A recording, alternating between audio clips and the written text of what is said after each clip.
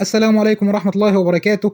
أهلا وسهلا ومرحبا بكم في قناة علم تكنولوجي. النهاردة إن شاء الله هنتعلم مع بعض إزاي نعمل إفكت أو نعمل هندسة صوتية لصوت فيديو. بعد ما سجلت فيديو أنشودة مثلا، بس الصوت طالع مش كويس وعايز تعمل له هندسة صوتية، أو وأنت بتسجل فيديو مثلا في حاجة طلعت في الصوت أنت عايز تقصها، بس مش عايز تقص الحتة بتاعة الفيديو نفسها، الصورة نفسها مش عايز تقصها لكن عايز تقص الصوت.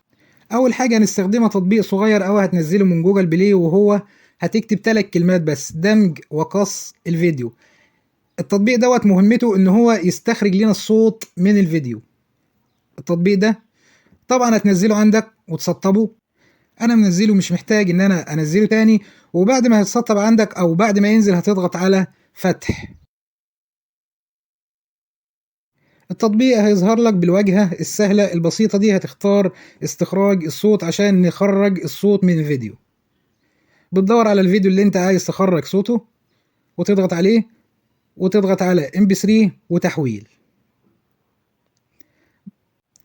هنا المفروض بيقول لك الصوت اللي انت هتستخرجه عايز تسميه بايه، بتسميه بالاسم اللي انت عايزه. بعد كده بتضغط على حفظ او حفظ الملف. كده هو جاري استخراج الصوت من الفيديو.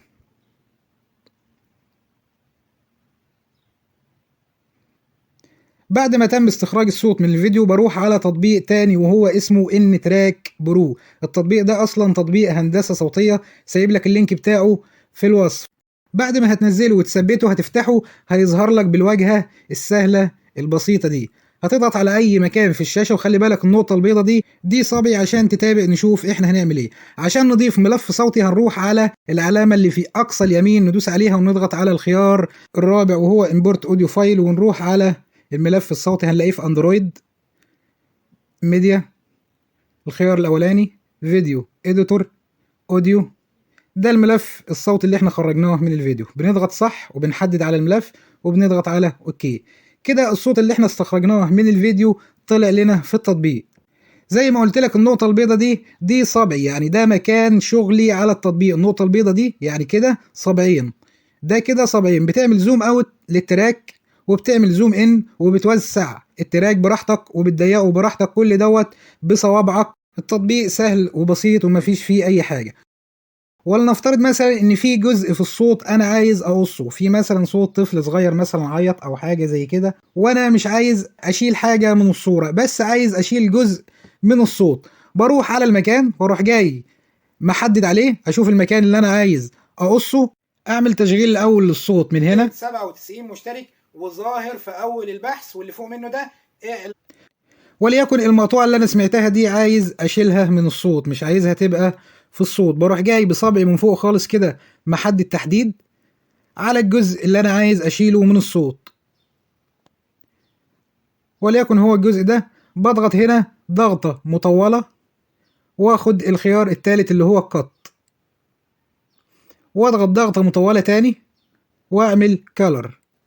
كده أنا حذفت الجزئية دي من الصوت. كده الصورة زي ما هي تمام التمام، بس الصوت خلاص نقص منه الحتة اللي انا شلتها دي. طب لو انت مسجل انشودة مثلا وعايز تعمل ليها هندسة صوتية، في ناس بتقول لي عشان خاطر لسه القناة جديدة ومش عارف ايه فاليوتيوب ما بيطلعهاش في البحث. الكلام ده غير صحيح تماما.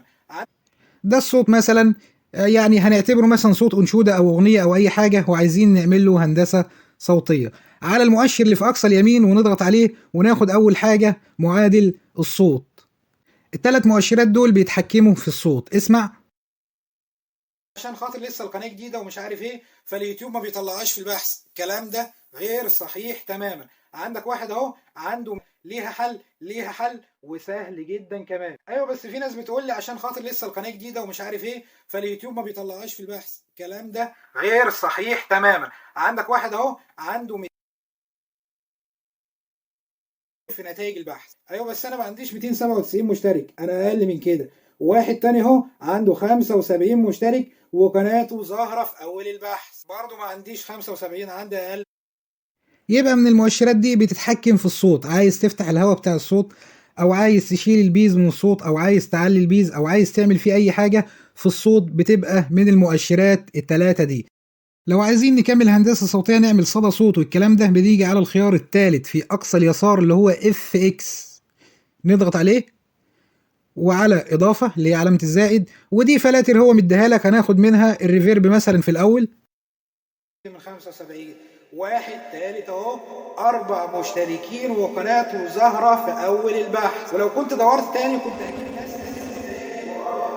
فاذا دي مش قصه ان قناتك لسه جديده. طيب في ناس بتقول لي علشان خاطر انا مش كاتب كلمات رئيسيه للقناه ولا كاتب في الكلمات الرئيسيه اسم قناتي عربي وانجليزي، انا مش عامل الكلام ده خالص، مش كاتب اي كلمات رئيسيه ولا كاتب اسمي في الكلمات الرئيسيه بالانجليزي. ولو دخلت بحثت في اليوتيوب عن علم تكنولوجي هتلاقي قناتي في اول البحث. اذا برضو دي مش مشكله الكلمات الرئيسيه للقناه، امال مشكله ايه؟ مشكله اسم القناه. اسم القناه بتاعتك حاجه من اتنين، يا اما هو اسمه مكرر في منه كتير، يا اما اسم حضرتك اسم قناه حضرتك اسم عام بتتكلم على موضوع عام.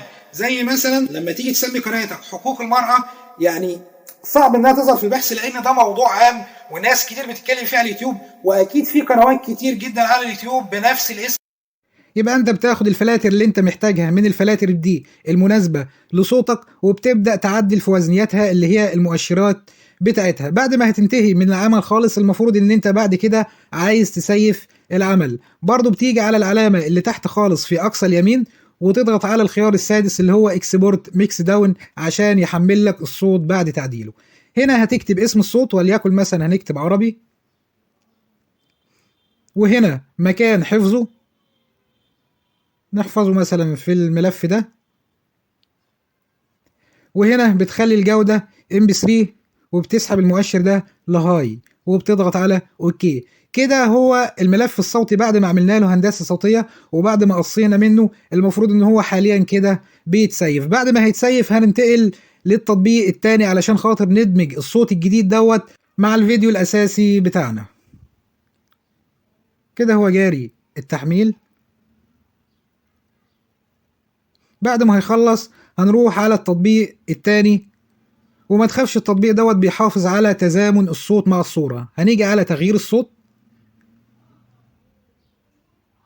ونختار الفيديو الأساسي بتاعنا اللي احنا عايزين نعمل هندسة صوتية لصوته، ونحدد الملف الصوتي اللي احنا لسه حافظينه اللي احنا عدلنا عليه.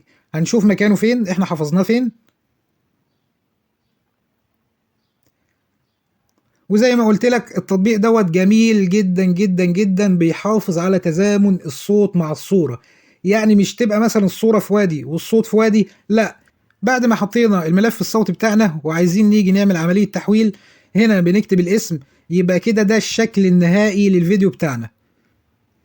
كده المفروض ان الشكل النهائي للفيديو بتاعنا بيتسيف، وكده نكون وصلنا لنهاية الحلقة. ما تنساش تعمل لايك للفيديو وتشترك في القناة، والسلام عليكم ورحمة الله وبركاته.